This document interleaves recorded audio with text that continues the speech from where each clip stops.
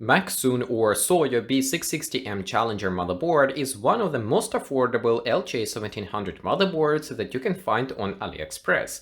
Let's take it out of this box and take a look what we find inside. The motherboard I have already tested and the detailed review is available on my main channel, so if you're interested, follow the link in the video description. Okay, inside the box we are getting the standard I/O shield, then we are getting a SATA cable, then we are having a small bag with M.2 mounting screws, so these are not mounted on the motherboard and you mount them yourself. This is a plastic cover for the socket. I have removed it because I have already installed the CPU, but the motherboard comes with this plastic cover installed onto the socket to protect the pins. Other than that, we are getting the motherboard itself and this little manual. Let's take a look if the manual has English. As you can see, the manual is a mix between English and Chinese, but mostly it is Chinese explanation, so if you do not speak Chinese, it will be pretty hard to understand what it is all about. Luckily, there is no need in having any manuals for these motherboards. The BIOS is pretty straightforward and there is not much you need to do about it. It just works.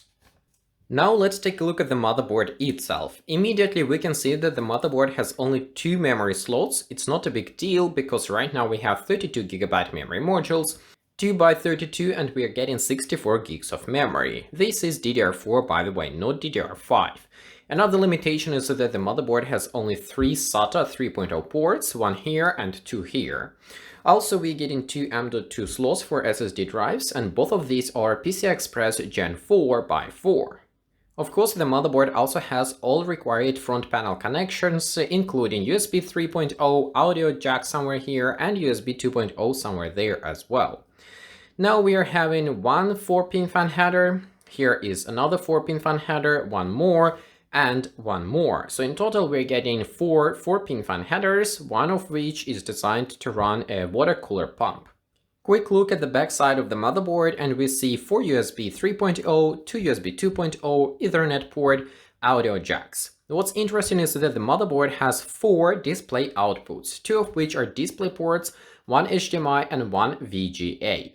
This might be ideal if you're looking to build some sort of a music production machine where you don't need external graphics card but you still want to have multiple monitors. Intel 12th Gen CPUs have strong IPC, which is very good for music production. It's also interesting to see that the motherboard has mounting holes for LJ1200 as well as LJ1700 coolers, so you're not obliged to buy expensive LJ1700 coolers. The LJ1200 or LJ1151 would work just fine. Also, these blue thermal pads, they are not coming out of the box. I have destroyed the thermal pad while removing this radiator. That's why I had to install replacement. The original thermal pad is gray or black. Let me show how it looks over here. So like that one, and it is not really visible. That's why it is not looking exactly like this, but I have installed better thermal pads than the original ones, because the original one got destroyed when I removed the radiator. Other than that, if you're interested in the test results, follow the link in the video description to my main channel. Thanks for watching, bye bye.